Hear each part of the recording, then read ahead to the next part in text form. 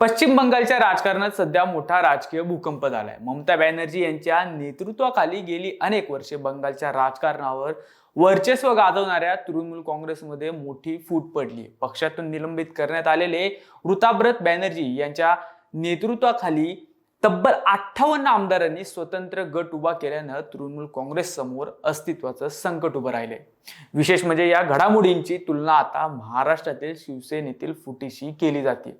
या दोन्ही घटनांमध्ये काही साम्यतळे दिसून येतात, मात्र येथे महत्त्वाची गोष्ट लक्षात घेतली पाहिजे। बंगालमधील या फुटीमागे भाजप असल्याचा आरोप अनेक राजकीय विश्लेषक आणि विरोधक करतात। त्याबाबत अद्याप कोणताही ठोस सार्वजनिक पुरावा समोर आलेला नाही, पण आतून हे सगळं भाजपचं कारस्थान असल्याचं बोललं जातं। भाजपला प्रादेशिक पक्ष संपवायचेत का आणि ही फूट म्हणजे त्याचाच एक भाग आहे का, यासह घेतलेल्या सर्व मुद्द्यांचा आढावा। नमस्कार, मी श्रीहरी आणि आपण बघतोय बोलबिंदास। पश्चिम बंगाल हा एकेकाळचा डाव्यांचा मजबूत गड। ममता बॅनर्जी यांनी हा गड उद्ध्वस्त केला। त्यानंतर जवळपास 15 वर्षे ममता दीदींनी बंगालमध्ये निर्विवाद सत्ता स्थापन केली। मात्र नुकत्याच झालेल्या विधानसभा निवडणुकीत भाजपने नियोजनपूर्वक त्यांचा काटा काढला।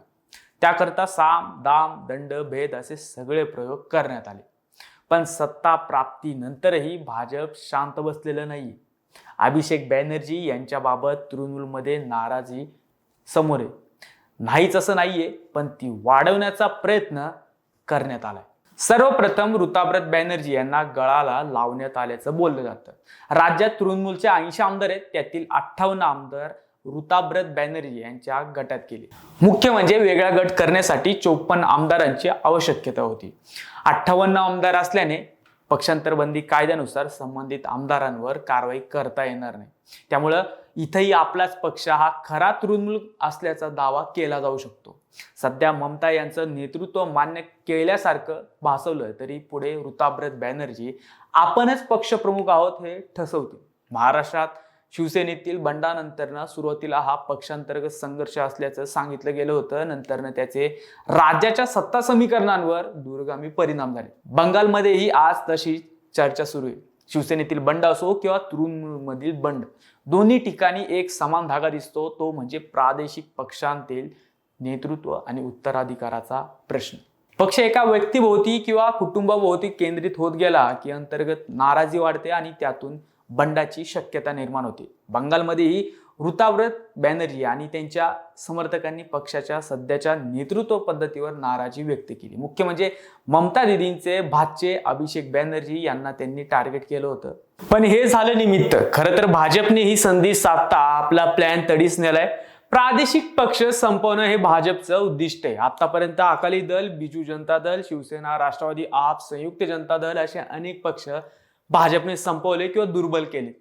ईशान्य भारतापासून महाराष्ट्रापर्यंत अनेक प्रादेशिक पक्षांना आव्हान देण्यात भाजप यशस्वी ठरलाय। त्यामुळे बंगालमधील ताज्या घडामोडींकडेही त्याच दृष्टिकोनातून पाहिलं जातंय। इथंही काल परवापर्यंत अतिशय मजबूत असलेला ममता बॅनर्जी यांचा पक्ष आता अगदी वीक झाल्यासारखं दिसतो। आगामी काळात आणखी काही पक्ष भाजपच्या रडारवर असतील। महाराष्ट्रात अजितदादांची राष्ट्रवादी, शिंदे यांची शिवसेना या पक्षांचं खच्चीकरण करण्याचा प्रयोग मोठ्या प्रमाणात सुरू झालाय। त्यामुळेच इथून पुढचा काळ प्रादेशिक पक्षांसाठी अवघड असणार आहे।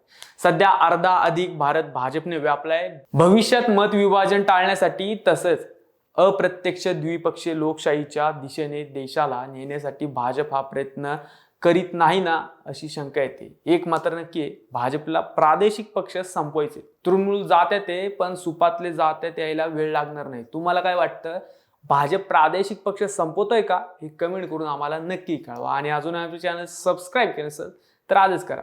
जय हिंद, जय महाराष्ट्र।